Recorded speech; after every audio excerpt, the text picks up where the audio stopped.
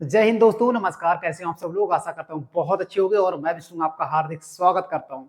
दोस्तों, हमने Indian polity का एक फाउंडेशन बैच स्टार्ट किया था और उसी की श्रेणी में आज ये दोस्तों 20वां लेक्चर है। इससे पहले 19 लेक्चर प्रोवाइड करा चुके हैं। बिल्कुल शुरू से हमने स्टार्ट किया था और ये पूरा बैच बिल्कुल निःशुल्क रहेगा। इसको इस प्रकार से डिजाइन किया है दोस्तों ताकि किसी भी एग्जाम में एक सिंगल प्रश्न बाहर नहीं आए। अगर आप किसी भी कॉम्पिटेटिव एग्जाम की तैयारी करते हो तो केवल एक टॉपिक पढ़कर देखिए और प्रीवियस ईयर प्रश्न लगाइए। 100% प्रश्न लगेंगे। आप एक टॉपिक पढ़कर देखिए बहुत शानदार तरीके से। इसलिए आज राष्ट्रपति का पार्ट 3 लेके आए। सबसे पहले राष्ट्रपति के आर्टिकल 52 से हमने 62 तक पढ़े थे। उसके बाद कुछ शक्तियां राष्ट्रपति की पढ़ी थी और जो बची हुई शक्तियां हैं वो आज कंप्लीट करने वाले हैं। एक बार मैं आपको दिखा देता हूं। एक बार आपको दिखा देते हैं। हमने यहां से स्टार्ट किया था, दूसरा लेक्चर था। इससे पहले हम आर्टिकलों को बता चुके हैं और एक बार रिवीजन कर लेते हैं पुरानी क्लासों का 5 मिनट के लिए, ताकि हम आसानी हो हमें आर्टिकल याद करने में। सबसे पहले आर्टिकल की बात करेंगे। आर्टिकल आसान भाषा में याद कर पाएंगे। आर्टिकल 52 की बात करेंगे। आर्टिकल 52 में था राष्ट्रपति का पद। आर्टिकल 53 में था संघ की कार्यपालिका की सभी शक्तियां राष्ट्रपति में निहित होंगी। और आर्टिकल 54 में था राष्ट्रपति का निर्वाचन मंडल होगा, कौन कौन व्यक्ति इसमें भाग लेगा, कौन कौन नहीं लेगा, उसके बारे में मैंने बताया था। आर्टिकल 55 में बताया गया है कि राष्ट्रपति की निर्वाचन विधि या निर्वाचन नीति कौन सी होगी, क्योंकि ये नीति आयरलैंड से ली गई है। कौन सी थी? एकल संक्रमणीय मतदान पद्धति। और आर्टिकल 56 में क्या था? आर्टिकल 56 में था राष्ट्रपति का कार्यकाल के बारे में बताया गया था। और आर्टिकल 57 में था कि राष्ट्रपति का पुनः निर्वाचन की व्यवस्था किस प्रकार से की जाए, इसको मैंने डिटेल से बताया था। आर्टिकल 58 में याद रखेंगे राष्ट्रपति की योग्यताओं के बारे में बताया था। आर्टिकल 59 में बताया था राष्ट्रपति के पद के लिए कौन कौन सी शर्तें जरूरी हैं। आर्टिकल 60 में बताया गया राष्ट्रपति को शपथ कौन दिलाएगा, सुप्रीम कोर्ट का मुख्य न्यायाधीश उसको दिलाता है, यानी आपस में एक्सचेंज कर लेते हैं। आर्टिकल 61 में था महाभियोग आर्टिकल 61 में, और ये बताया था मैंने कि आर्टिकल 61 के अनुसार 1/4 सदस्यों के हस्ताक्षर और 2/3 लोगों का बहुमत होना बहुत जरूरी है महाभियोग में, याद रखेंगे।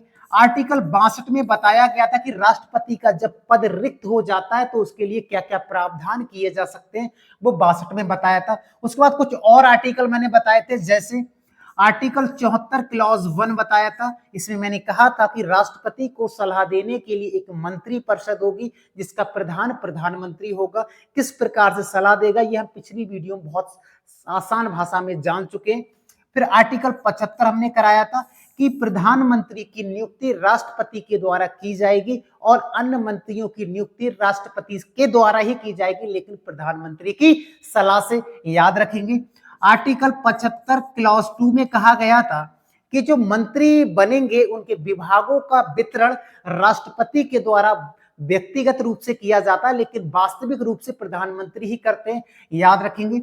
आर्टिकल 76 में मैंने कहा था भारत का महान्यायवादी के बारे में मैंने आपको बताया था। Attorney general of India Bharat का सबसे बड़ा वकील होता है, सबसे बड़ा कानूनी सलाहकार होता है। ये लोकसभा में भी बैठ सकता है, राज्यसभा में, कोई से न्यायालय में बैठ सकता है, लेकिन बस अपना मत नहीं दे सकता, याद रखेंगे।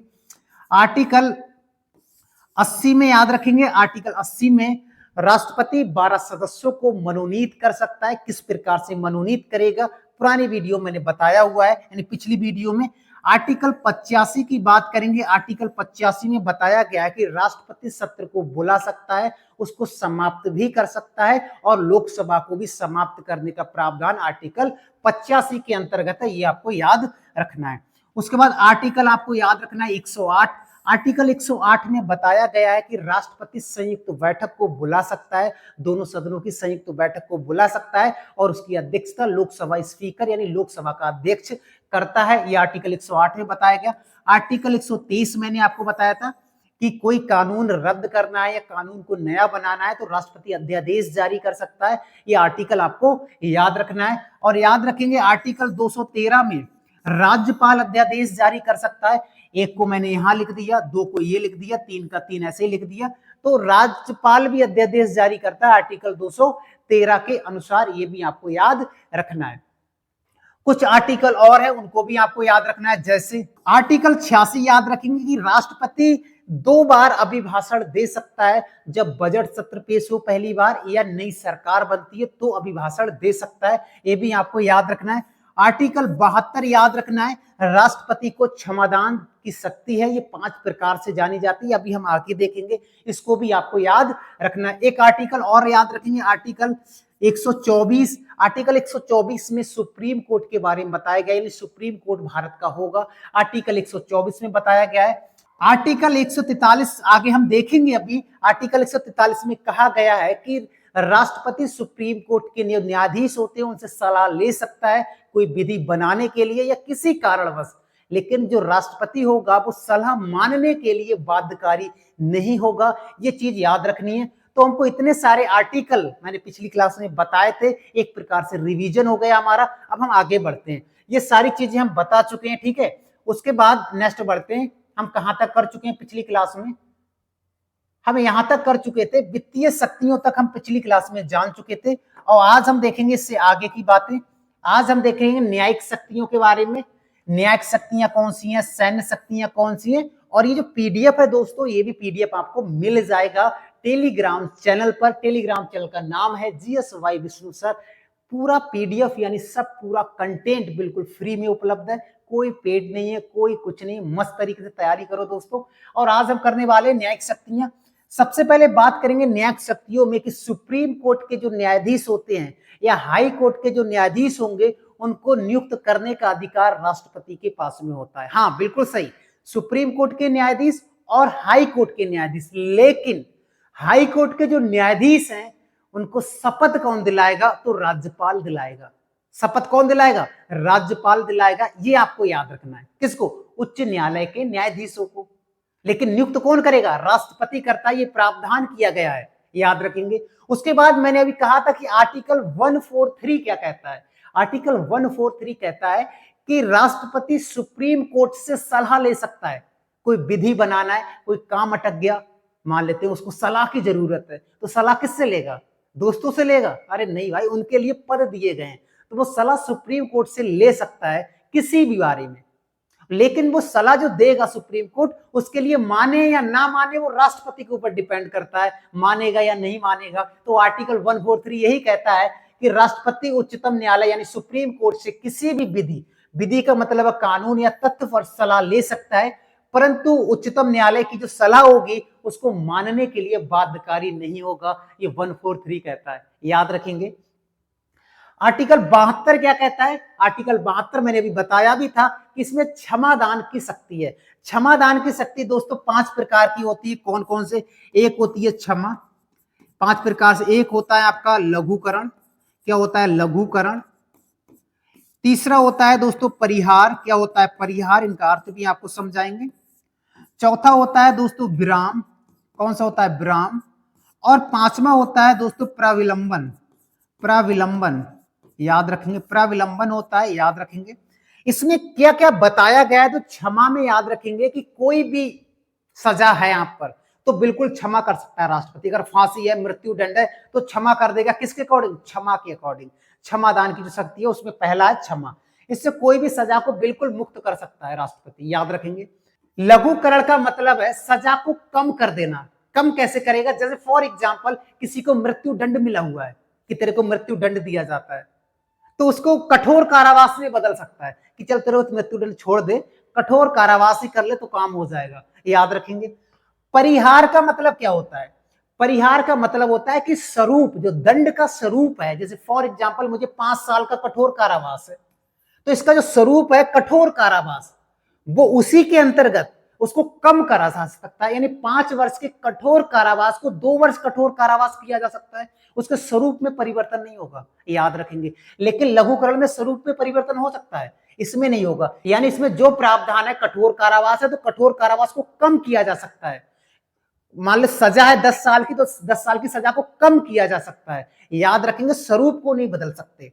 विराम में क्या बताया गया, विराम में यह बताया गया कि कुछ परिस्थितियों में दंड को कम कर सकते हैं, कुछ परिस्थितियों, परिस्थिति क्या है, जैसे कोई व्यक्ति विकलांग है, उसका पैर नहीं चल रहा है, हाथ नहीं चल रहा है, तो उसको कम कर सकता है। या कोई लेडी है, वो प्रेग्नेंट है और उसने कोई कांड कर दिया, तो उसकी भी सजा को कम कर सकता है, किसके अकॉर्डिंग, ब्राह्म के अकॉर्डिंग। किसके अकॉर्डिंग? ब्राह्म के अकॉर्डिंग। और प्रतिलंबन का मतलब है कि राष्ट्रपति कोई भी किसी को कोई सजा दे दी है तो उसको रोक के रख सकता है कि अभी रोक लो भाई, देखते हैं इसके बारे में क्या क्या प्रावधान है, याद रखेंगे। तो ये 5 प्रकार का 72 के अकॉर्डिंग क्षमादान की शक्ति है, याद रखेंगे, कई बार एग्जाम में पूछा गया है। एक चीज और बता देते हैं, आर्टिकल 161 में राज्यपाल को भी क्षमादान की शक्ति है, बिल्कुल, लेकिन राज्यपाल सिर्फ 2 पावर कम है। एक तो मृत्युदंड को माफ नहीं कर सकता, कम कर सकता है सजा को, माफ नहीं कर सकता। दूसरा है जो सैन्य अदालतों में जो सजा दी जाती है लोगों को, उसको भी कम नहीं कर सकता। और राष्ट्रपति सैन्य अदालतों में भी जो सजा है, जो दंड है, या जो भी व्यक्ति अपराधी है उसके सजा को कम कर सकता है, लेकिन सैन्य अदालतों के जो अपराधी हैं उनको राज्यपाल नहीं कर सकता और मृत्युदंड को माफ नहीं कर सकता। बाकी लगभग सभी शक्तियां समान है, याद रखेंगे। आर्टिकल 161 में राज्यपाल को भी क्षमादान की शक्ति, याद रखेंगे। उसके बाद क्या बताया गया है? सैन्य शक्तियों में आपको कहा जाता है कि तीनों सेनाओं का प्रमुख राष्ट्रपति होता है। अगर कभी युद्ध छिड़ गया तो उसकी शुरुआत कौन करेगा, उसकी समाप्ति कौन करेगा, ये सब कुछ बताया गया है कि तीनों सेनाओं का कमांडर या सेनापति कौन होता है, तो राष्ट्रपति होता है, याद रखेंगे। अंतिम निर्णय राष्ट्रपति का ही होता है, ये प्रश्न आपको याद रखना है। लेकिन संसद की अनुमति से ऐसा नहीं कि अपने आप ही बोल दिया, रात सपना आ गया, अरे खत्म कर देते ना, संसद की अनुमति से होगा। ये सब आपको पता है, संसद में भी 2 सदन होते हैं, 3 अंग होते हैं, इसको आपको याद रखना है। आगे बढ़े, बिल्कुल क्लियर हो गया। बात करेंगे वीटो पावर की। सबको पता है राष्ट्रपति के पास वीटो पावर होती है, लेकिन राज्यपाल के पास वीटो पावर नहीं होती है। वीटो पावर का अर्थ क्या है? रोकना। वीटो का अर्थ क्या है? रोकना। और ये वीटो पावर ली कहां से गई है? ये अमेरिका से ली गई है। कहां से ली गई है?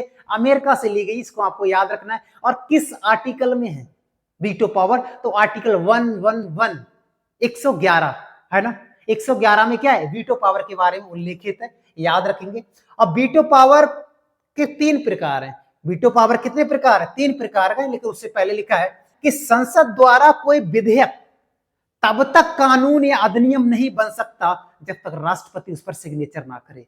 बिल्कुल यही लिखा है कि संसद द्वारा पारित कोई विधेयक तभी अधिनियम बन सकता है जब राष्ट्रपति उसे अपनी सहमति प्रस्तुत करे। हाँ, हो गया तो हो जाएगा, ये चीज आपको याद रखनी है। अगर मान लेते कोई विधेयक है और राष्ट्रपति सहमति दे या ना दे, उस विधेयक का क्या करेगा? तो उसके विधेयक के बारे में 3 प्रकार की स्वतंत्रताएं हैं, या 3 प्रकार के वीटो या रोकने का प्रावधान बताया गया है। वो 3 प्रकार कौन कौन से हैं, या 3 विकल्प कौन कौन से, याद रखेंगे। पहला है अत्यंतिक वीटो। पहला क्या है? अत्यंतिक वीटो। अत्यंतिक वीटो का मतलब अब्सोल्यूट वीटो। इसका मतलब क्या होता है, पहले समझ लेते हैं। राष्ट्रपति विधायिका द्वारा पारित विधेयक पर अपनी राय सुरक्षित रखता है या सहमति से रोक देता है। मान लो कोई विधेयक आया मेरे पास में कि मान लेते फॉर एग्जांपल कि जो व्यक्ति जॉब नहीं है, जिस लोगों के पास जॉब नहीं है, उनको 50,000 रुपए प्रति माह दिया जाएगा। ये कोई विधेयक लेके आया और वो आया मेरे पास में, तो मैं कहूंगा यार विधेयक तो मस्त है, लेकिन अभी इस पे सुरक्षित राय रख देते हैं, अभी सहमति नहीं दी है, उसको रोक कर रखा है। तो किसके अनुसार? अत्यंतिक वीटो के अनुसार। लेकिन इसमें ये और एक बात कही गई है, ध्यान से पढ़ेंगे, कि जब कभी ऐसी परिस्थिति आ जाए, कैसी परिस्थिति? ऐसी परिस्थिति आ जाए कि जैसे ही राष्ट्रपति उस पर निर्णय देने वाला हो, उससे पहले लोकसभा भंग हो जाए। मान लेते लोकसभा भंग हो गई तो क्या करोगे? तो नई सरकार जब बनेगी तब उस पर निर्णय दिया जाएगा। अगर नई सरकार उसको रद्द करेगी तो राष्ट्रपति भी रद्द कर देगा। यही इसमें लिखा हुआ है, यही इसमें लिखा हुआ है, इसको आपको याद रखना है। इसका पहली बार प्रयोग किसने किया था? प्रयोग भी करने वाले कम नहीं भारत में, बहुत सारे लोगों ने इसका प्रयोग भी किया। उनमें से सबसे पहली बार प्रयोग किया डॉक्टर राजेंद्र प्रसाद ने पेप्सू विनियमन विधेयक पर किया था। कब किया था? 1954 ईस्वी में। यानी इसको निर्णय को रोक कर रखा था, सुरक्षित रखा था निर्णय को। किसने? डॉक्टर राजेंद्र प्रसाद ने इसका पहला प्रयोग किया था पेप्सू विनियमन विधेयक में। याद रखेंगे, कई बार प्रश्न पूछा गया है इसका प्रयोग सबसे पहले किसने किया था। याद रखेंगे 1954 में किया था। आगे बढ़ते हैं। पहला हमने वीटो जाना, इसका मतलब है कि विधेयक को रोक कर रखो, भी निर्णय से रोक कर रखो, ये चीज आपको याद रखनी है। दूसरा है निलंबनकारी वीटो या सस्पेंसरी वीटो, याद रखेंगे। इसमें क्या कहा गया? इसमें कहा गया है कि राष्ट्रपति के लिए पुनर्विचार के लिए प्रावधान है।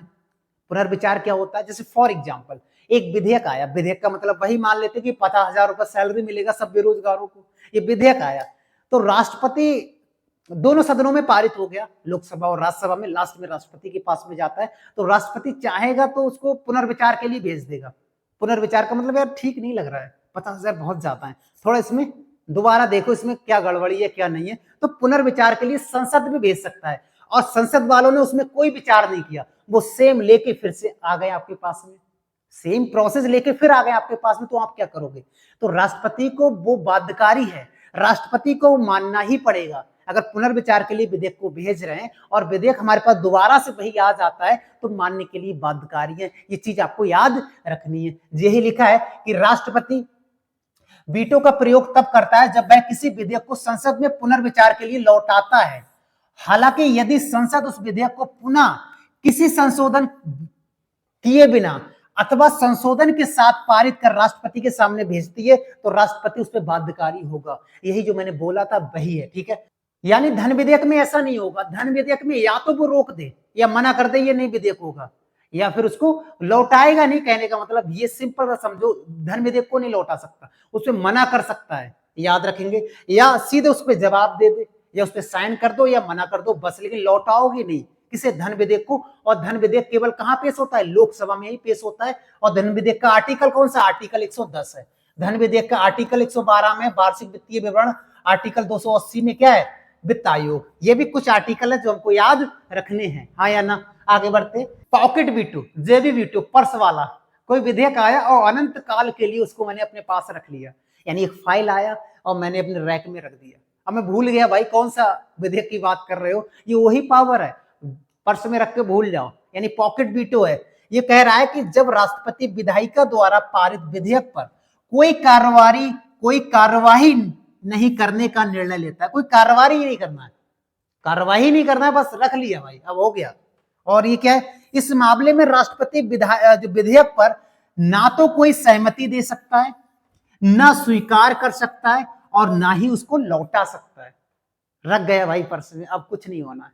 यही होता है पॉकेट वीटो या जेबी वीटो, हमेशा के लिए रखना। प्रथम बार इसका प्रयोग किसने किया था? ज्ञानी जैल सिंह ने किया था 1986 ईस्वी में। किस पर किया था? भारतीय डाक विधेयक पर रोक कर रख दिया कि ना तो हम उस पर निर्णय देंगे, और रोक कर रख दिया अनंत काल के लिए। ये कौन सा होता है? पॉकेट वीटो या जेबी वीटो, याद रखेंगे। तो तीनों वीटो के बारे में हमने जाना। वीटो का अर्थ होता है रोकना, है ना। तीनों वीटो पावर, लेकिन राज्यपाल के पास में नहीं है। बात करेंगे आपातकालीन शक्तियां। आपातकालीन शक्तियों के बारे में दोस्तों भाग 18 में बताया गया है। संविधान में टोटल 25 भाग है, उनमें से 18वें भाग में बताया गया है। आर्टिकल की बात करेंगे, आर्टिकल 352 से 360 के बीच में आपातकालीन शक्तियां, एक एक करके देखते हैं। आपातकालीन शक्तियां 3 प्रकार की होती है। कितने प्रकार की होती है? 3 प्रकार की होती है। एक होता है राष्ट्रीय आपात, एक राष्ट्रपति शासन, एक वित्तीय आपातकाल। राष्ट्रीय आपात आर्टिकल 352 कई बार पूछा गया है।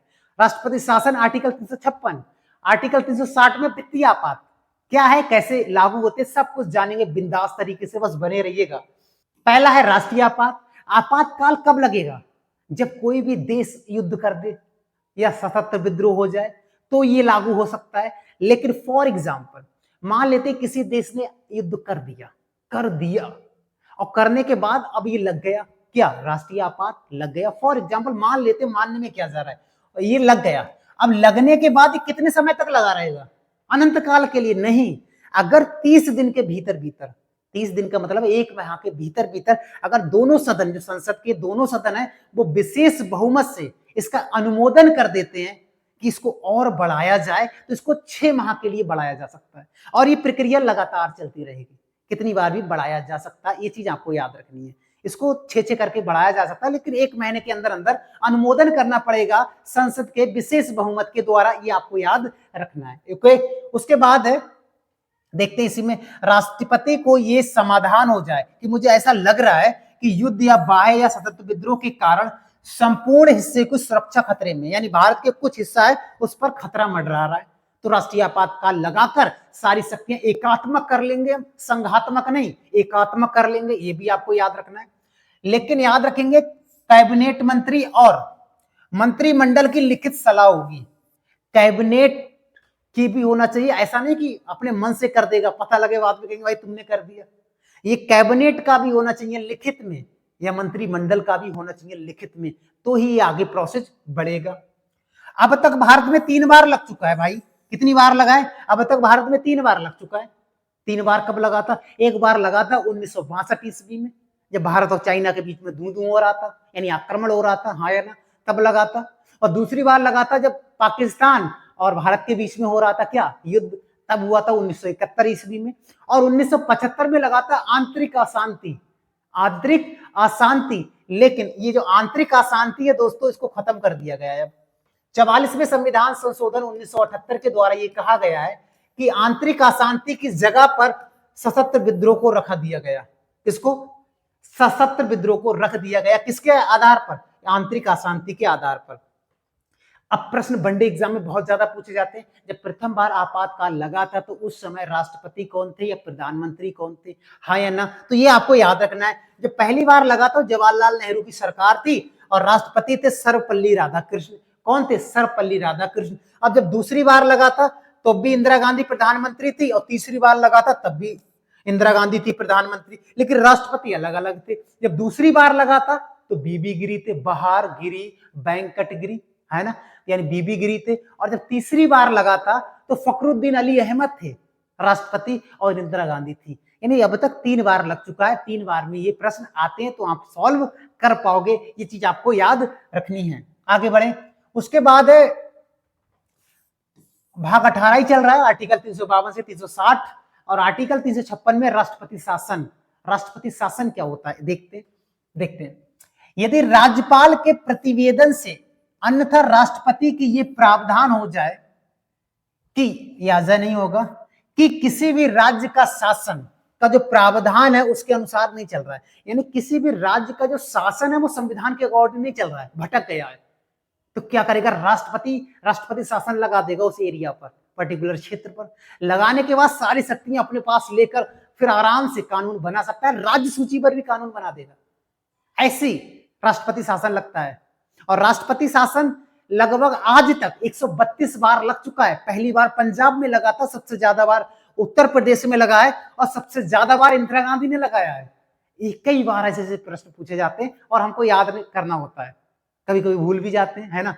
तो ये चीजें हैं। तो ये कहता है राष्ट्रपति शासन लगाया जा सकता है, लेकिन राज्यपाल की भी सहमति होती है। अगर नहीं भी होगी तब भी राष्ट्रपति लगा देगा। बस ऐसा लगना चाहिए कि वहां पर गड़बड़ हो रहा है, यानी कर्तव्य सही से निर्वहन नहीं हो पा रहे हैं, वहां का प्रावधान या संविधान के अकॉर्डिंग नहीं चल रहे हैं, ऐसा कुछ हो जाए तो राष्ट्रपति शासन लगाया जा सकता है। याद रखेंगे, सबसे ज्यादा बार इंदिरा गांधी ने लगाया था, 49 बार। सबसे ज्यादा बार यूपी में लग चुका है, और पहली बार पंजाब में लगा था, ये भी आपको याद रखना है। वित्तीय आपातकाल क्या होता है? आर्टिकल 360 के दौरान क्या होता है? और एक चीज और याद रखनी है, जब राष्ट्रीय आपातकाल की बात कर रहे हैं, किसकी बात कर रहे हैं? राष्ट्रीय आपातकाल की, ठीक है। राष्ट्रीय आपातकाल के समय मौलिक अधिकारों को राष्ट्रपति निलंबन कर सकता है। किसमें? आर्टिकल किसमें कहा गया? आर्टिकल 359 में कहा गया है। क्या कहा गया है? कि राष्ट्रपति मौलिक अधिकारों को कम कर सकता है या निलंबन कर सकता है, लेकिन 2 ऐसे आर्टिकल है जिसको कभी खत्म नहीं करेगा। कौन से? आर्टिकल 20 और 21। आर्टिकल 20 और 21 को किसी भी परिस्थिति में समाप्त नहीं कर सकते। इसका प्रावधान 44वें संविधान संशोधन 1978 के द्वारा किया गया, ये भी आपको याद रखना है, हाँ या ना। उसके बाद इसमें कहा गया कि राष्ट्रपति मौलिक अधिकारों का निलंबन कर सकता है, बिल्कुल करेगा। और याद रखेंगे आर्टिकल 358 358 में क्या कहा गया है? आर्टिकल 358 कहता है जैसे ही राष्ट्रपति शासन लगेगा वैसे ही आर्टिकल जो 19 है, जो हमें घूमने की आजादी, हर तरह की आजादी देता है, वो खत्म हो जाएगा। जैसे ही आपातकाल की घोषणा हुआ आर्टिकल 19 स्वतः ही समाप्त हो जाएगा। आर्टिकल 358 में यही वर्णन किया गया है, याद रखेंगे, हाँ ना। कहां तक थे हम? तो वित्तीय आपातकाल क्या होता है? अगर राष्ट्रपति को यह समाधान हो जाए कि भारत की जो वित्तीय साख है उसमें गड़बड़ी हो गया है, यानी भारत में अब रुपया है ही नहीं, तो क्या होगा? तो ऐसे समय में राष्ट्रीय वित्तीय आपातकाल लगा सकता है, लेकिन आज तक ऐसा नहीं हुआ। जब कोरोना लगा था तो लोगों को लगा कि ऐसा ना हो कि वित्तीय आपातकाल लग जाए, क्योंकि 3 महीने से तो पूरा बाजार ही बंद है, पूरा देश बंद है, तो जो दर है ना ग्रोथ का वो कम हो रहा था। तो सोच रहे थे कि ऐसा ना हो कि वित्तीय आपातकाल लग जाए, लेकिन ऐसा कुछ नहीं हुआ। लेकिन नदियां जरूर साफ हो गई कोरोना में। लोग, जो सड़कें थी और जो खेत खलियान थे, जो जंगल थे, जो रिवर थी, सब झील वगैरह एकदम प्योर हो गई पहले की तरह। तो ये चीज आपको याद रखनी है। आर्टिकल 360 में क्या है, वित्तीय आपातकाल। ठीक है, तो आज के लिए इतना ही दोस्तों। ये हमारा जो राष्ट्रपति था, राष्ट्रपति की सभी शक्तियां हमने आज कंप्लीट कर ली हैं, टोटल शक्तियां, और राष्ट्रपति से सिंगल प्रश्न बाहर नहीं आएगा। और सारे जो आर्टिकल मैंने बताए वो भी आर्टिकल आपको याद होने चाहिए। प्लस प्लस पॉइंट क्या है, प्लस पॉइंट ये है, इसका पीडीएफ भी आपको दिया जाएगा। GS bye Vishnu sir search करोगे टेलीग्राम, वहां पर मिल जाएगा। और दूसरा, अब इसके बाद क्या लेके आएंगे, इसके बाद आर्टिकल 52 से 62 तक का एक ट्रिक लेके आएंगे, ताकि आप आर्टिकल चुटकी बजाओ और फिनिश कर डालो। मैंने वैसे भी बताए थे, अब आर्टिकल ट्रिक से लेके आऊंगा। दूसरा, जो जितने भी राष्ट्रपति आज तक बने हुए हैं, उन राष्ट्रपतियों को कैसे क्रम से याद रखा जाए लाइफ टाइम के लिए, वो भी मैं लेके आऊंगा।